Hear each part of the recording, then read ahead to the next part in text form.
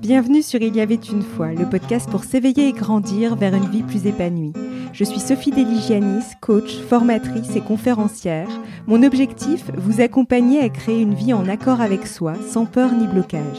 Chaque jeudi, je partage avec vous des réflexions, des conseils et des échanges avec mes invités autour de thématiques destinées à mieux vous connaître et à vous reconnecter à vous-même. Dans ce nouvel épisode, nous allons voir comment être aligné avec soi-même.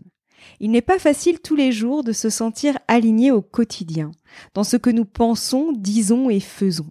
Nous allons donc voir la manière dont nous pouvons identifier les moments où l'on s'éloigne de son alignement et retrouver plus d'alignement dans sa vie. Pour en parler, j'ai le plaisir de recevoir Marie-Pierre Dillenseger, spécialiste des arts stratégiques chinois, art de la guerre, feng shui, astrologie chinoise, I Ching, synchronicité, qu'elle pratique depuis 25 ans. Comme un acupuncteur lie un pouls, elle décode le temps et décrypte l'espace. Le décodage des loyautés invisibles, la préservation de la vitalité individuelle et l'art du timing, y compris dans le traitement de l'infertilité, font partie de ses spécialités. Elle a développé une approche fondée sur l'économie des énergies individuelles et le renforcement de la vitalité des personnes, des projets et des entreprises qu'elle accompagne. Elle est l'auteure de 5 ouvrages, dont Oser s'accomplir, 12 clés pour être soi, paru chez Mama Éditions, et le coffret L'alignement, 150 cartes pour agir, 150 pages pour s'accomplir, paru chez Mama Éditions. Et elle vit aux États-Unis. Bonjour Marie-Pierre et merci d'avoir accepté mon invitation. Merci, c'est un plaisir. Alors si vous deviez choisir un mot pour vous définir, ce serait lequel ? Un seul, je dirais joie de vivre. Ah, j'aime beaucoup. Alors, que signifie être pleinement en cohérence avec son être profond ? Je dirais que c'est de ne pas vivre de décalage entre qui je suis et ce que je fais au quotidien. Et selon vous, qu'est-ce qui peut nous empêcher d'être soi-même et justement de nous sentir alignés ? Alors, la question est vaste, Sophie, oui, mais je pense que toute forme de formatage social, culturel, familial, ce qu'on appelle parfois les croyances limitantes, ce que moi j'appelle les loyautés invisibles. On se croit libre, mais on l'est pas tout à fait des choix que nous faisons. Les projections qui sont faites par d'autres sur nous, ça peut être le conjoint, les parents, les voisins, les bons amis aussi. Quelque chose aussi là auquel je pense, le désir de perfection, tenter d'être dans une posture finalement quasi intenable de perfection. Et puis aussi je dirais la non prise en compte de notre énergie comme un capital à préserver, dans lequel nous avons à investir. Donc, si on n'a pas cette idée d'un capital de vie que nous avons à protéger, le risque d'être en décalage avec nous-mêmes est à mon avis, accentué. Oui, tout à fait. Et dans votre ouvrage « Oser s'accomplir », vous y abordez les 12 concepts clés et leurs vertus pour être soi et l'effet induit par l'ignorance du concept et les conséquences au quotidien. Alors parmi ces 12 clés, vous parlez justement de l'alignement. De quoi s'agit-il concrètement ? Alors, le chapitre sur l'alignement, effectivement, c'est le deuxième des 12. La question de l'alignement arrive juste après celle de la cohérence, qui pour moi est l'étape première. Alors, je dirais que ceux et celles qui pratiquent les arts martiaux ou toute discipline sportive, avec un petit peu d'assiduité, je dirais, ils savent immédiatement ce dont je parle. Mais, bien sûr, de manière plus générale, je pense qu'il s'agit d'accorder nos actes, ce que nous faisons, les actes que nous posons, aussi nos paroles. Alors, à la fois sur qui nous sommes en conscience, sans arrogance, sans hyperbole, ni fausse humilité, et en même temps de viser l'objectif envisagée. C'est-à-dire qu'il y a à la fois, c'est un double alignement. Il y a une prise de pouls en contact avec l'être que nous savons que nous sommes, quand bien même on nous dit qu'on est quelqu'un d'autre. et en même temps, de ne pas nous décourager sur une main tendue à un objectif, au déploiement de nos forces. Moi j'ai la métaphore du tir à l'arc. On est absolument ancré et puis rassemblé et en même temps tendu vers ce qui est en fait une part de nous. Désolée, c'est un peu long, mais non, pas du tout. C'est très intéressant. Et la métaphore du tir à l'arc est très, très juste, très parlante en tout cas. Ouais, tout à fait. J'ai jamais pensé, mais ouais, je la trouve très, très, très, très bien représentée en tout cas.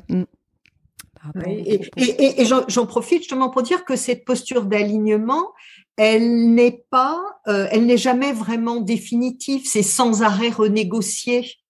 On ne peut pas être en tension continuelle, mais en même temps, nous avons la responsabilité de revenir, quand il y a décalage, vers cette ligne qui se reconstitue systématiquement. On a besoin de vigilance. Ouais. Mais en fait, l'image, c'est vrai que j'ai déjà eu l'occasion d'en parler dans le podcast, mais moi, je reste convaincue que nous avons tous un axe et finalement, en fait, la vie, souvent, les événements de la vie nous montrent quand on s'en éloigne, en fait, pour justement qu'on revienne à cet axe. Ouais. Et justement, il y a aussi ce côté, plus, en fait, on agrandit, je sais pas si c'est le bon terme, mais la conscience, finalement, la conscience des choses, finalement aussi, j'allais dire, oui, effectivement, les choses évoluent finalement. Enfin, effectivement, du coup, il y a toujours cet axe, mais peut-être que, je sais pas, c'est quoi justement, ça c'est une interrogation qui me vient maintenant parce que je me dis au final, au fur et à mesure qu'on se nourrit et qu'on prend conscience des choses, finalement, notre vision s'élargit sur les choses.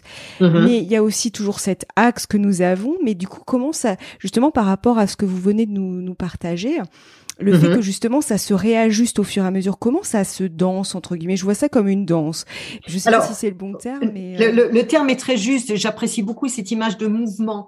On peut dire que c'est une danse, ou en tout cas c'est un tendu vers, une posture où l'on tend vers un alignement régulièrement chahuté, mais régulièrement renforçable finalement. Alors, il y a le terme de conscience. Il y a aussi autre chose qui est, pour moi, j'ai cette image de garder le pouls avec qui je suis.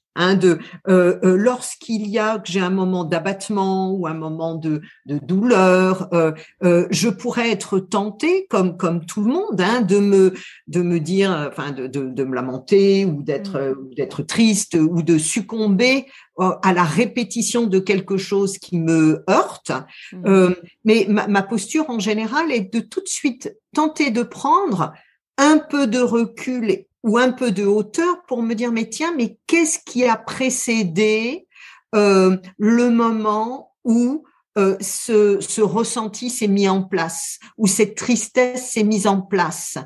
Parce qu'en fait, nous sommes quand même plutôt des actifs, avec des objectifs à réaliser, des responsabilités quotidiennes, des rôles à tenir, et nous avons souvent peu de temps pour donner au temps le temps de faire son œuvre. Ce que je suis en train de dire, c'est que et tout grand sportif, tout créateur, toute personne, même toute personne, tout agriculteur, sait bien que en plus des compétences, en plus de la qualité du projet et des graines, par exemple, qu'on va planter, il y a une autre force sur laquelle il faut compter, c'est celle du temps. Le temps est agissant.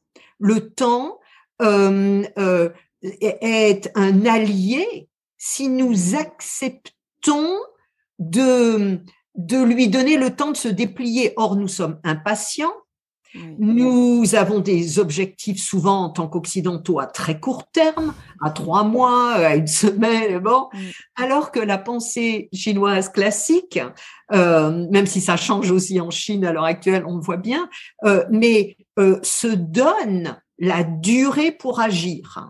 Donc, avant de se culpabiliser de ne pas avoir encore réussi de faire quelque chose, il y a cette idée de se dire, me suis-je donné suffisamment de temps pour déployer? En tout cas, le temps qui passe ou que l'on perd n'est pas forcément un voleur, c'est un allié.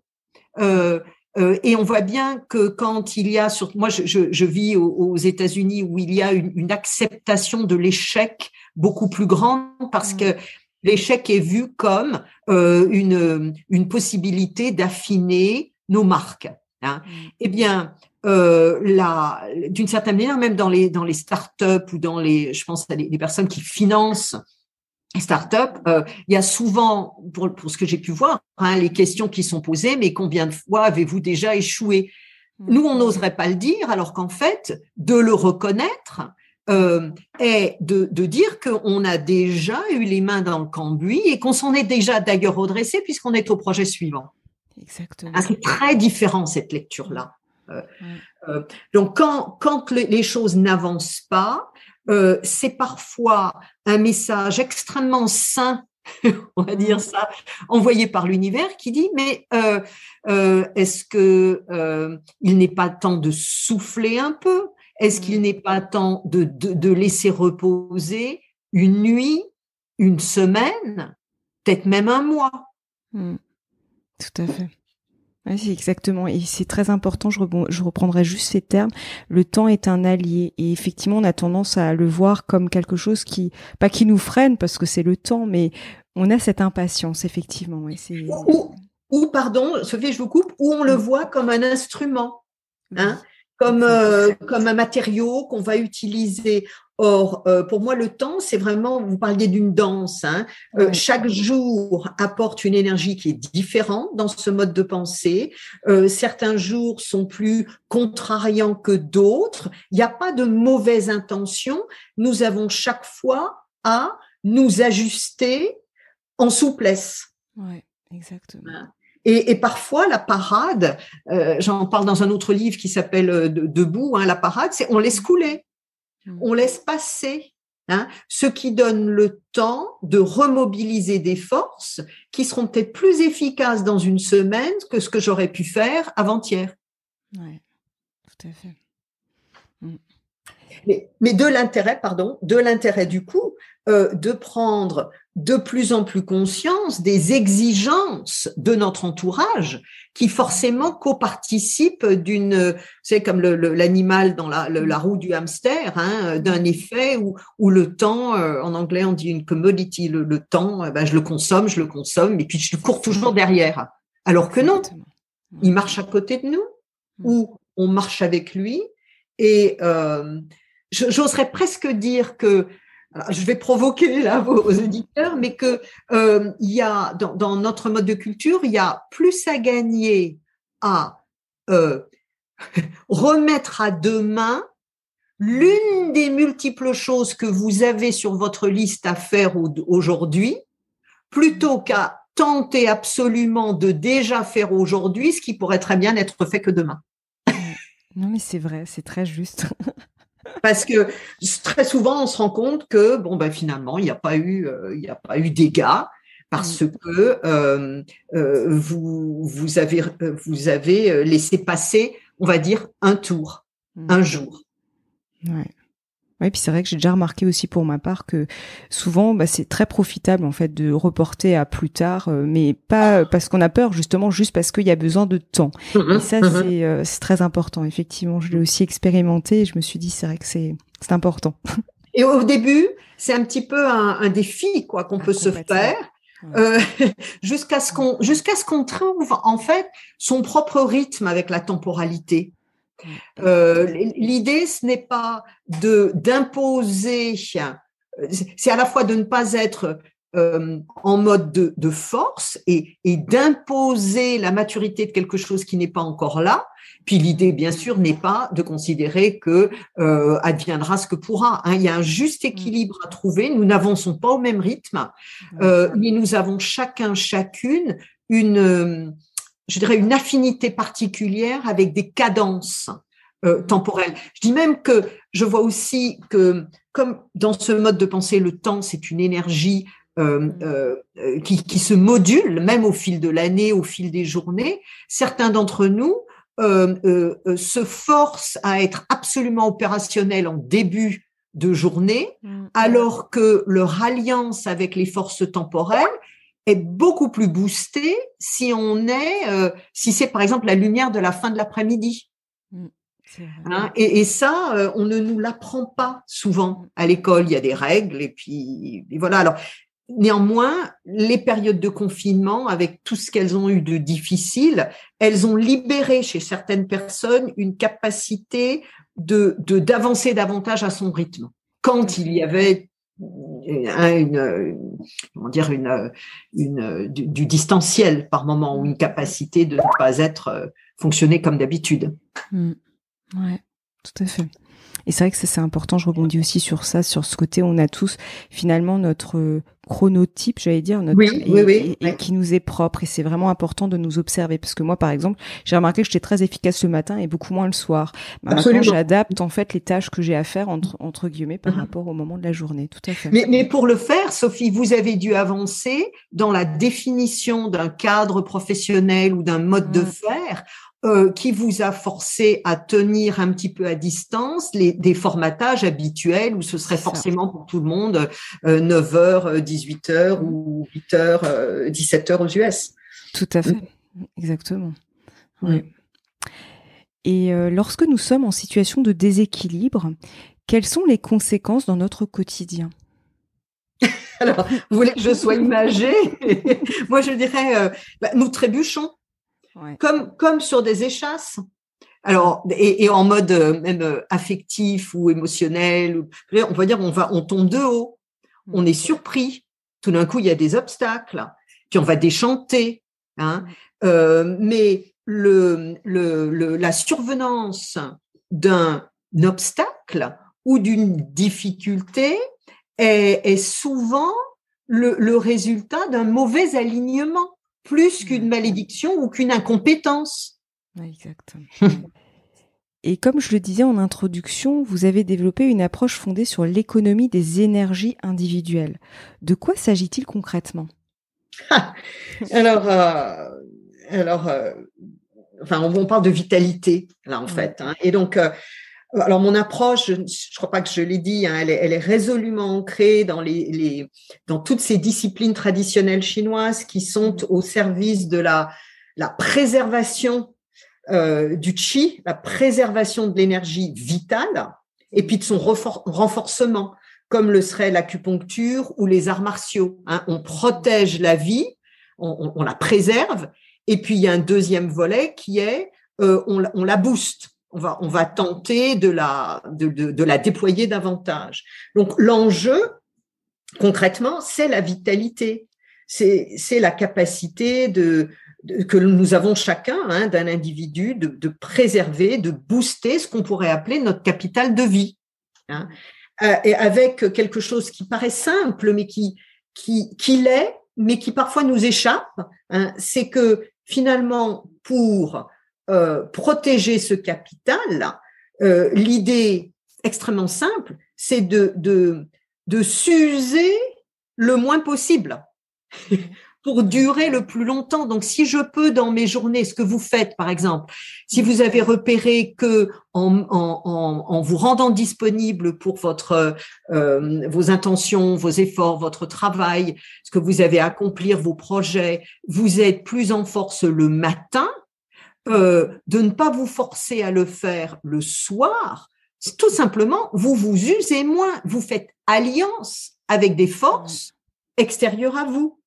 Et ce qui est pas magique, mais on pourrait presque dire magique, mais c'est pas de la magie parce que c'est vraiment quelque chose qui est dessiné pour ça, c'est pour quoi on va œuvrer, c'est qu'en fait, on finit par gagner en efficacité. C'est-à-dire que préserver ses forces n'est pas perdre en performance. Ça ne compromet pas l'efficacité, au contraire.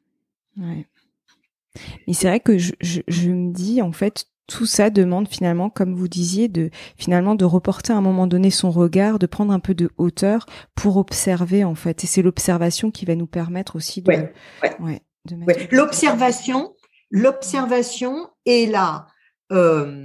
Et l'ajustement qui découle. C'est-à-dire que, par exemple, ça peut être de constater que telle réunion avec telle personne se passe toujours d'une certaine manière qui vous laisse exempt, où vous doutez de vous. Bon, à un moment donné, l'observation de l'état dans lequel votre niveau d'énergie va se retrouver systématiquement, donc l'observation doit mener un ajustement de posture qui peut être tout simplement de se débrouiller pour que les réunions soient bornées en 45 minutes plutôt qu'en 2 heures.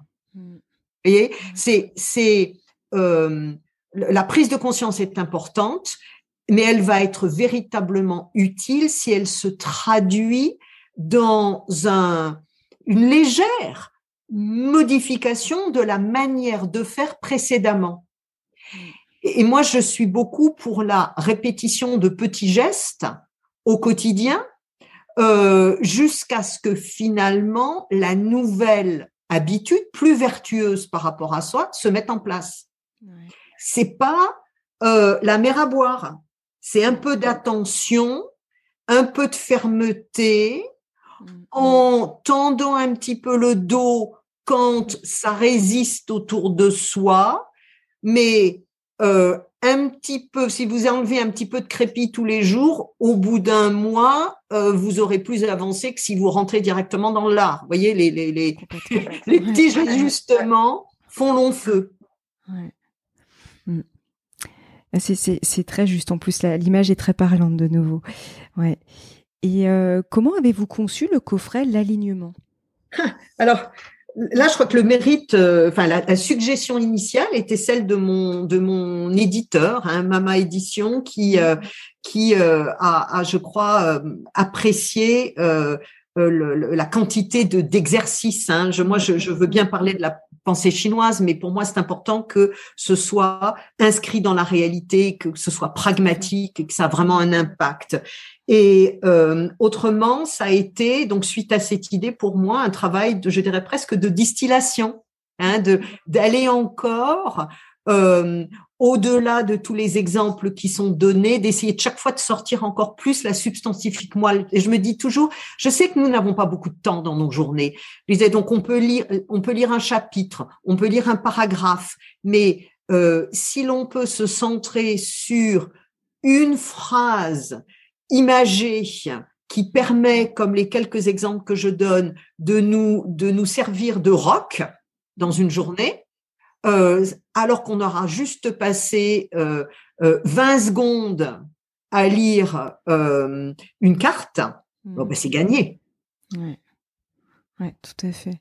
Parce que c'est vrai que parce que du coup, vous l'avez fondé, vous êtes parti effectivement de votre ouvrage Oser s'accomplir, que je trouve vraiment très, très intéressant. Et justement, comme vous dites, ça c'est vraiment important de le dire, c'est que c'est concret, en fait. Et c'est ça, c'est vraiment appliquer, en fait, c'est pas uniquement, j'allais dire, vous transmettez votre savoir et puis après, le lecteur, j'allais dire, se débrouille avec. Ah non, il est accompagné. C'est absolument pas ça, exactement. Ouais. Et c'est vraiment important de le souligner. Donc, et justement, je trouve que c'est aussi une invitation à ça, de se dire, je me nourris, mais après je mets en pratique ce qui m'a nourri, j'allais dire. Je ne le prends pas uniquement en contenu et puis après je le laisse dans un coin de ma tête et puis je l'oublie.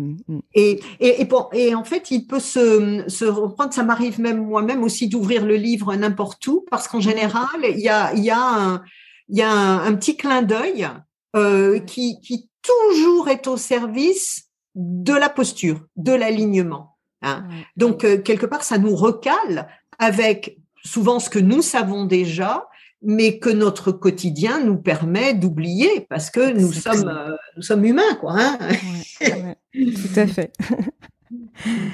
Et justement, dans votre ouvrage Oser s'accomplir, vous parlez notamment de l'importance de créer du flux. Comment cette vertu peut-elle nous aider à être plus alignés ou à tendre vers plus d'alignement? Ah, alors, le flux, euh, le flux, le flux, c'est l'eau qui coule. La métaphore de l'eau qui coule est une métaphore fondamentale de la dynamique énergétique chinoise. Hein.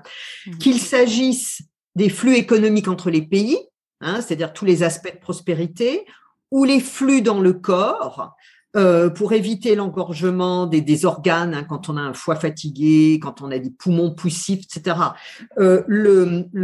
Cette pensée fait la chasse aux engorgements, de l'énergie qui ne circule pas, des organes, encore une fois, empoussiérés ou alourdis, sont considérés comme un risque économique ou un risque physique de santé. Donc, par exemple, le travail de l'acupuncteur, hein, c'est de vraiment mettre des aiguilles dans des points particuliers qui sont au service du mouvement de l'énergie dans le corps.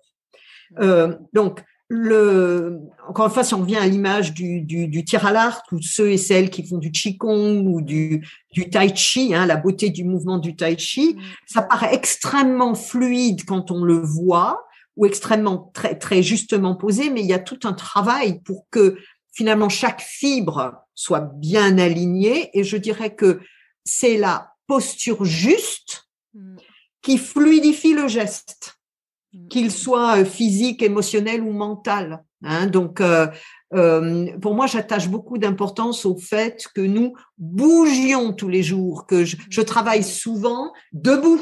Hein, j'ai une table que je peux monter, même si je suis en rendez-vous à longueur de journée. Le fait de ne pas être enquisté, engorgé, immobile, inertie. La vie est du côté du mouvement. Ouais, tout à fait.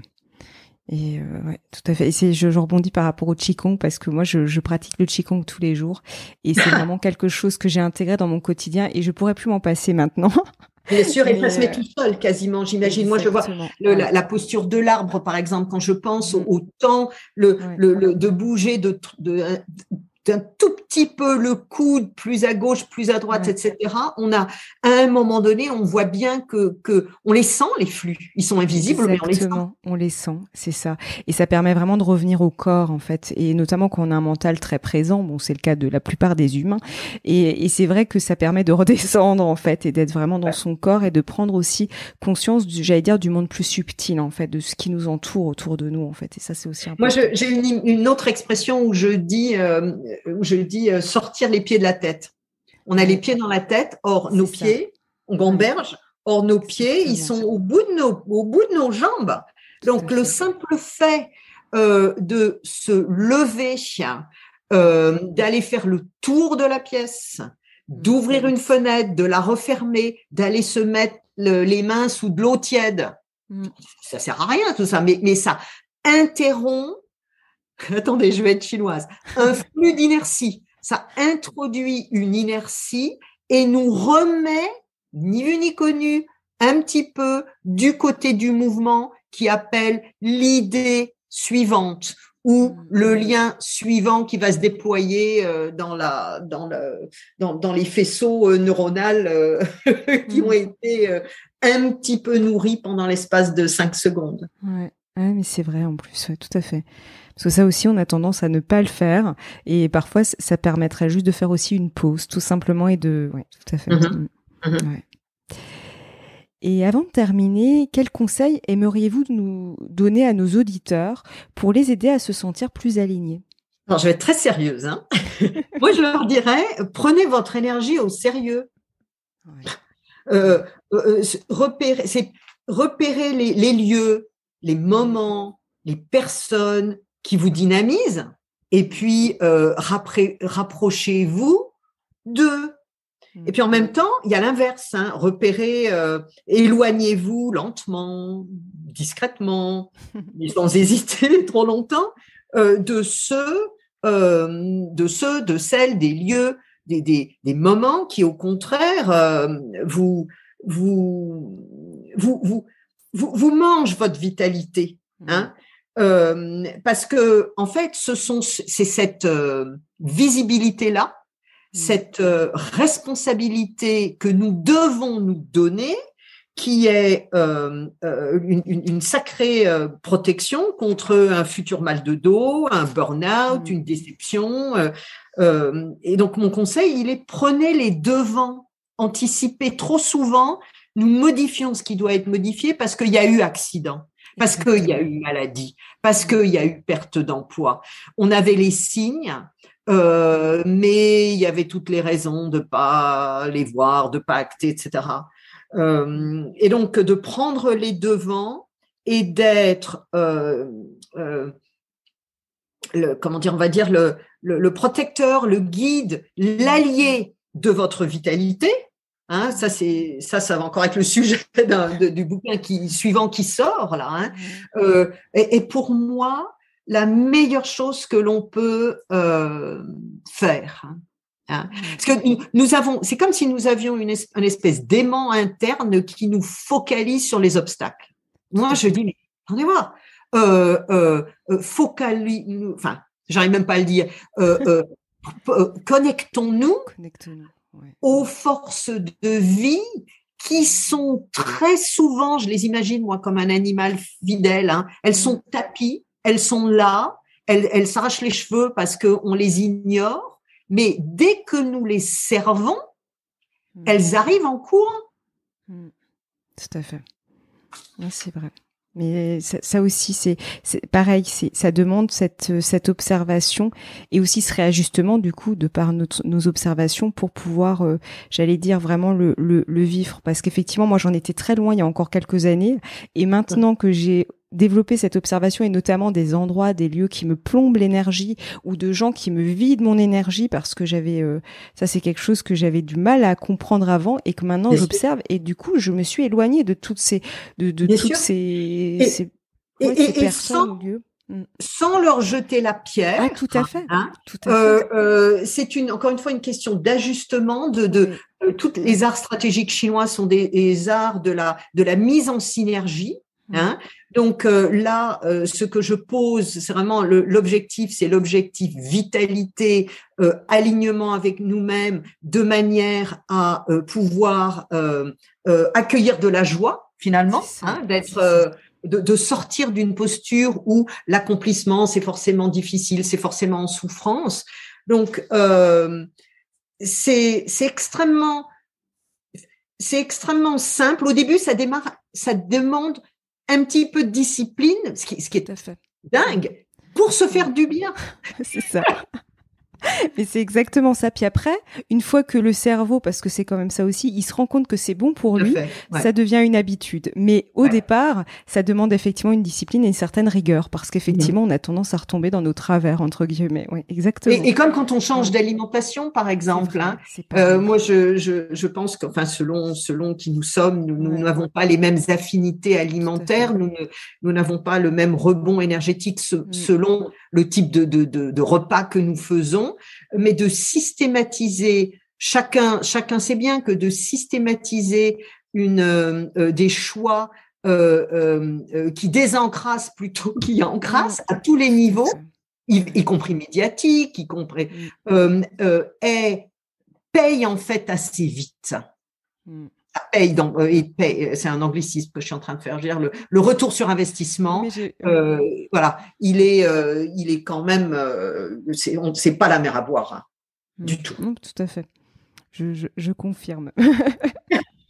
Même si j'ai encore un petit peu de travail et puis c'est le travail d'une vie, mais c'est le travail d'une vie. Ouais, c'est ça, c'est le travail d'une vie. Mais effectivement, moi, j'ai pu effectivement le voir dans ma propre expérience et je confirme. Et je me dis, en fait, c'est que pour du meilleur, en fait. Mais ouais.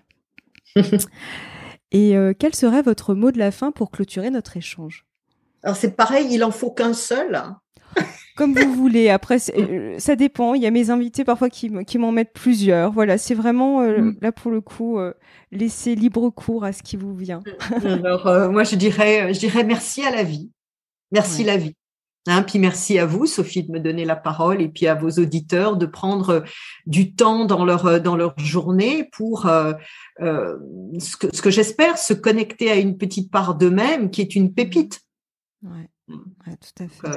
Je pense pas qu'il y ait des gens qui soient bien nés, mal nés par rapport à l'histoire de la vitalité. Donc merci la vie.